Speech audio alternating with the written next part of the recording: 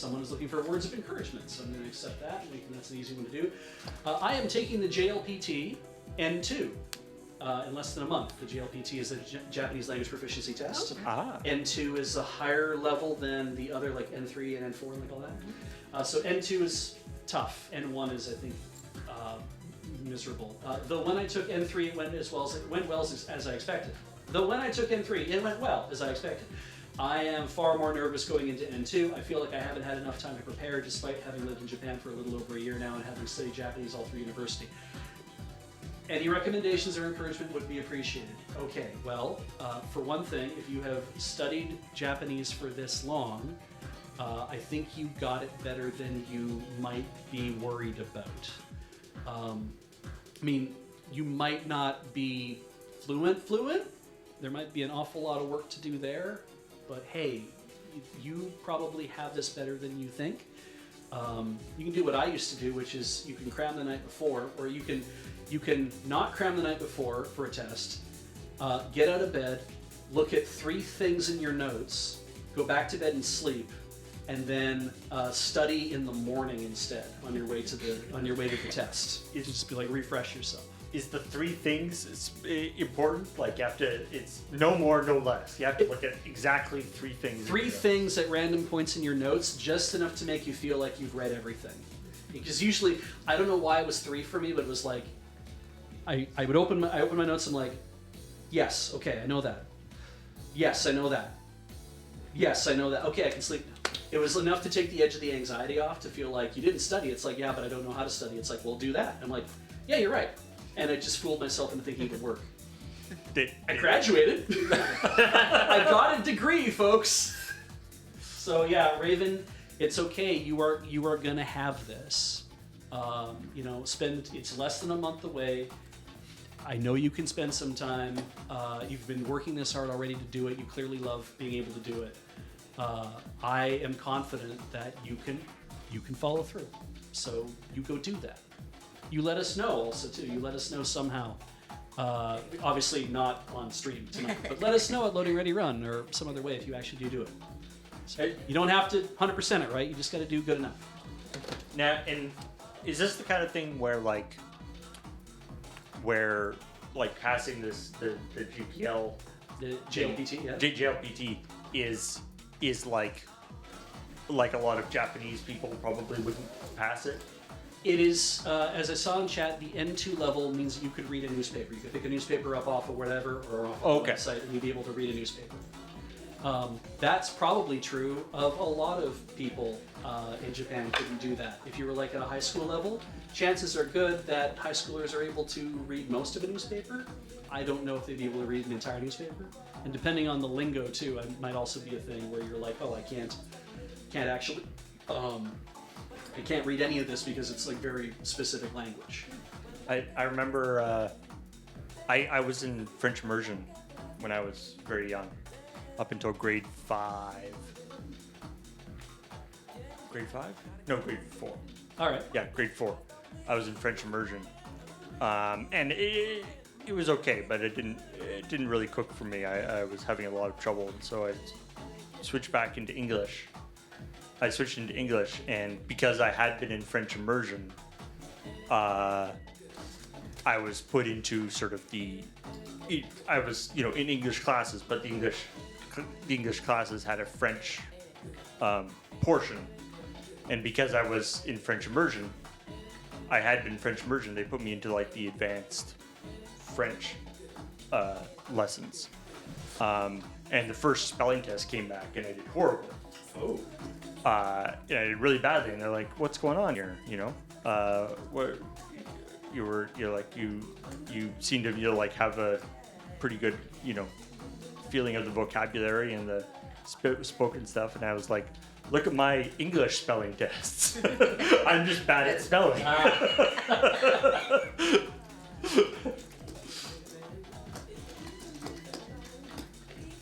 Very whatever. People are gonna understand what I mean.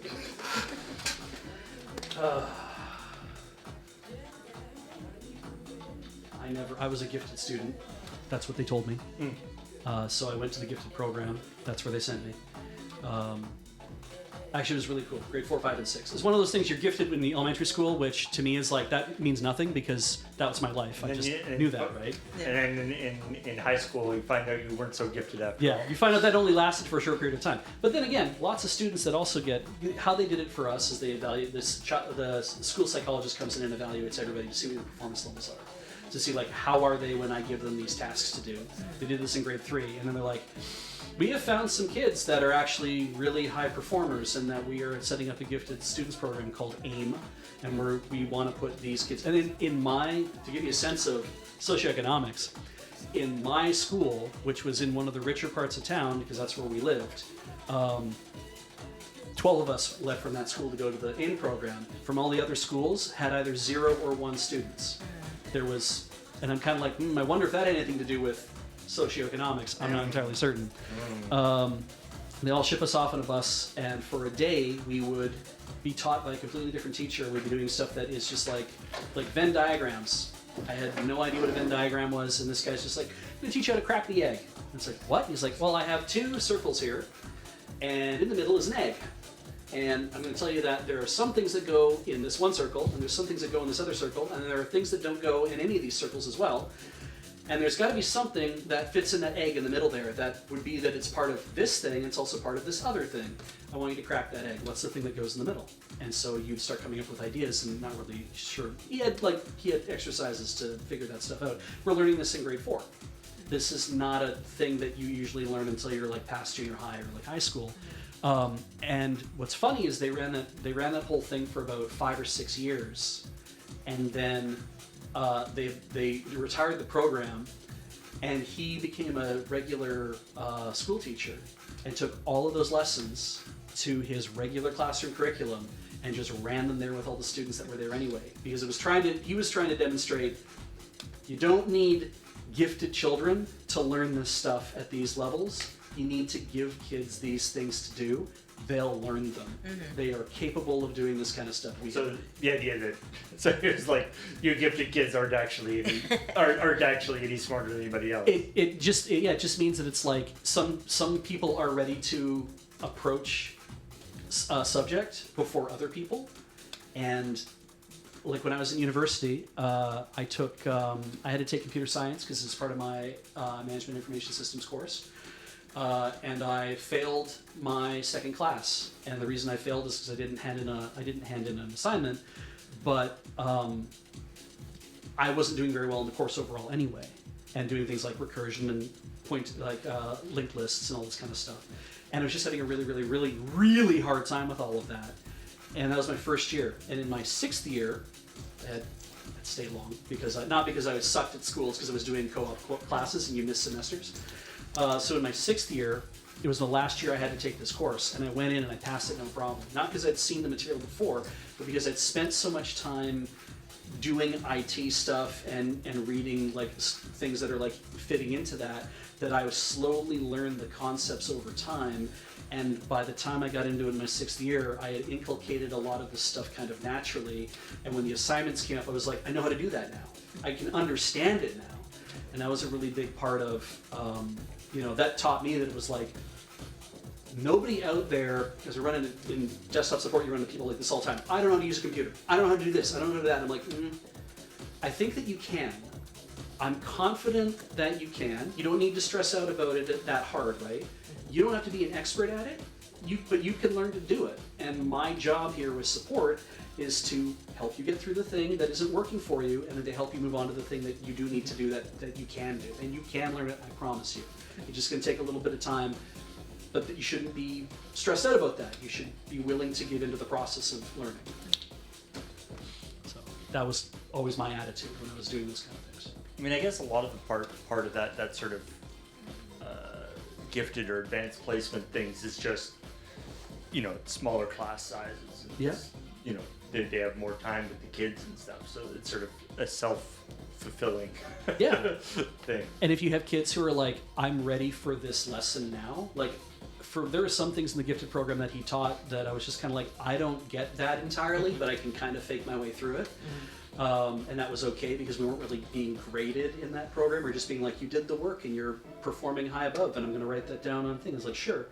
And that was the thing. It's like, you understand some of the concepts, so clearly you're ready to understand those concepts. And maybe if you don't get them, that's fine. We'll work on it over time. Yeah.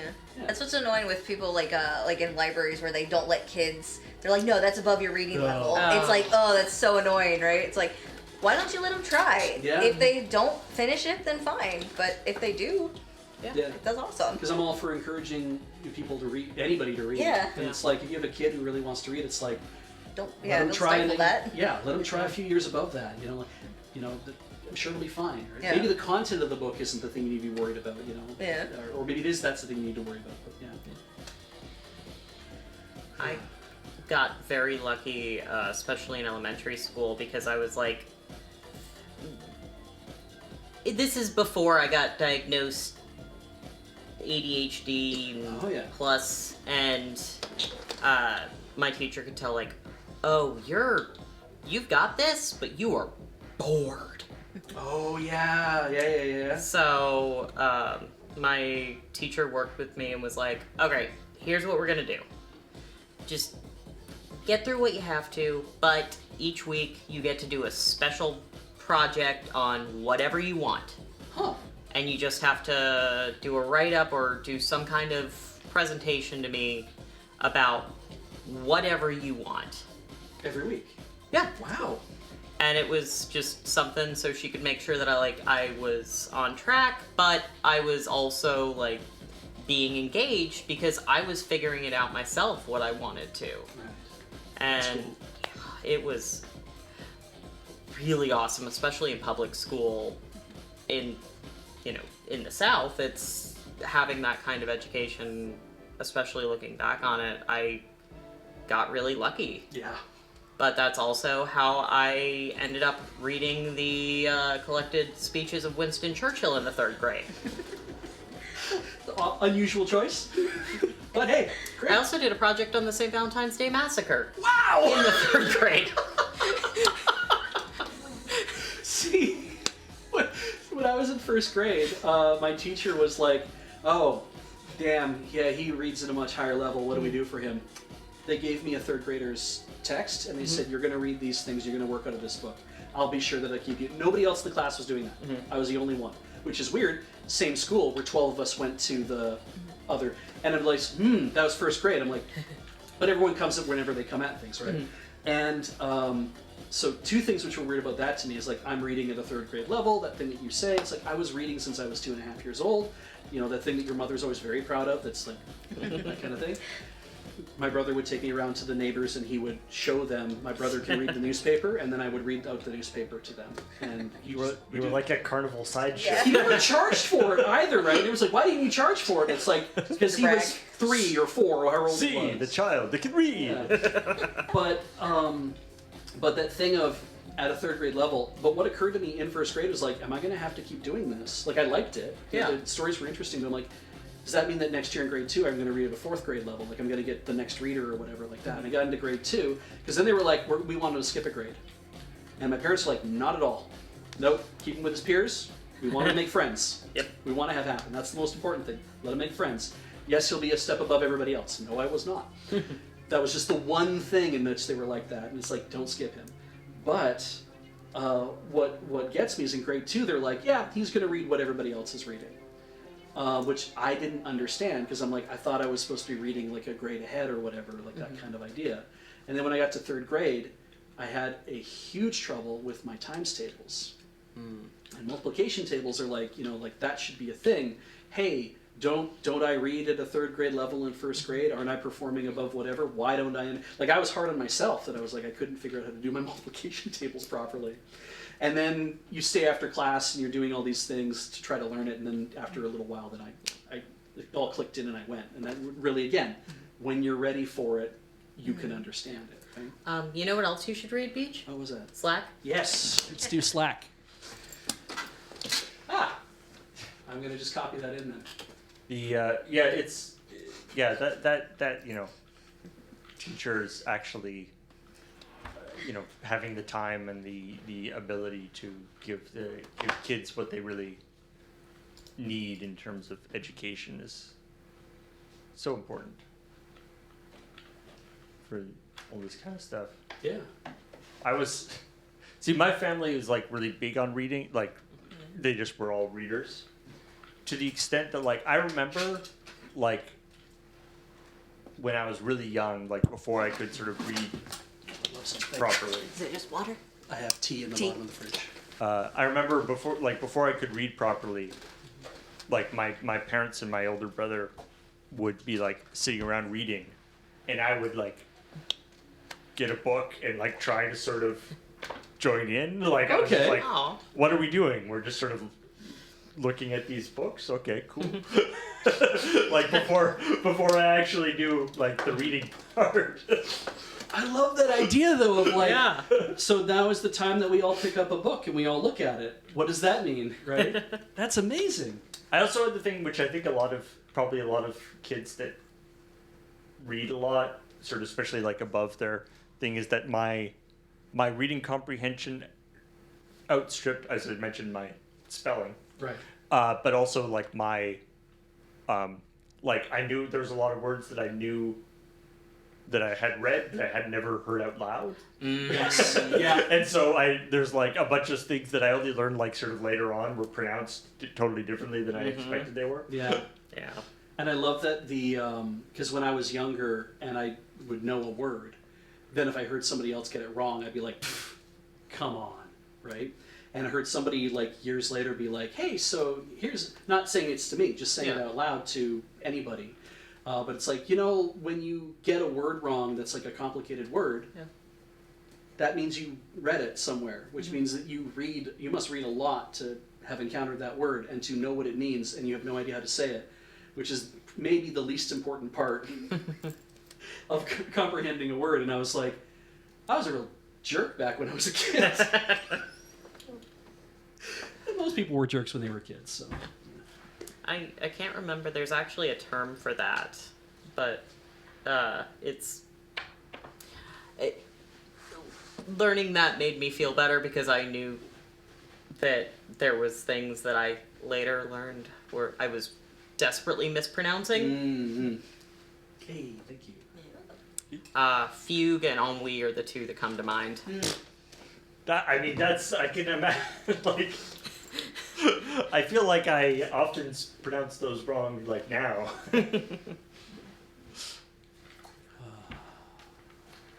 This child does not know how to pronounce ennui. Definitely knows it, though. Knows what it is. We should do something about that. To be fair, I was also the same child that was doing the St. Valentine's Day Massacre self-guided project in the 3rd grade, so it came up. Yeah, I bet, yeah. But yeah, especially, I mean, to be honest, I don't know about other languages, but I know in English, we have the fun thing where our words are borrowed from so many different places, Latin and Greek and French and various other places. So, there's literally no way to know how a word is pronounced just by looking at it. You have to have it sort of explained to you. Okay, First time. I have a connected challenge. Oh. Hello, Zeta. I'm a high school teacher, and I'd love for you to share the most memorable lesson you've had in high school. I learned a lot in high school. I like to think I was there for 4 years. I paid attention. The most important thing that I learned was from somebody who was never, ever, ever my teacher. She was our yearbook advisor. She was a great teacher in her own right, Miss Simpson. And she said to me, just because you're good at something doesn't mean you get to decide everybody else doesn't do the same thing. Great lesson. Wow. Mm-hmm. Was that in response to you doing something really obnoxious? I was acting in a way that was very obnoxious. There was on the yearbook committee. I was like, I don't know, this guy who has come out to volunteer for this is not showing that he's doing very good work. Like he's not understanding this stuff. I was devouring desktop publishing and layout and all these kind of things. I thought I was going to make it my career at one point. And he was not coming around on it, but he wanted to be a part of the whole thing. Yeah. And I was like, can we find him something else to do? Like he's not really. He doesn't really get it, and because I'm devoted to, I want to make this, I'm thinking of it like, magazine, yearbook, like publication, all these things, like everything's got to be perfect, and all these, you've got to follow the rules and do all the things correctly, and my teacher said to me, she's like, just because you are very good at something doesn't mean you get to dictate how everybody else does. And I was ashamed when I heard that, because I was like, oh yeah, Oh yeah, I was being a real jerk. Yeah. I mean that shows some maturity from young Beej that you were able to take that on. I was 16. Like you were able to take that on as a criticism and not An attack. Yeah, and not an attack. Yeah. And able to realize that it could be done in a better way. Mm-hmm. Anybody else have a lesson they learned in high school? Their most memorable lesson they learned in high school? I think that mine actually came from my theater tech teacher, Mr.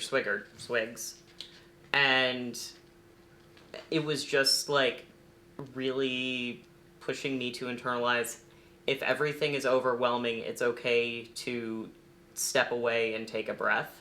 Awesome. Because, you know, what makes me really unique is that I was having a bunch of emotional turmoil in high school.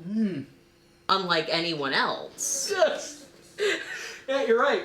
Everyone else had a great time in high school. Oh yeah. It's interesting that advice specifically coming from the theater tech teacher. No, he was awesome, and he even was like, "Hey, if you're really having a tough time, lie and say that you're helping me build a set, and you can just like organize the wood loft for a minute." That's a teacher that's really recognizing what's going on with a student. That's Yeah. kind of great. I've had some really good luck with some of my teachers. That's awesome.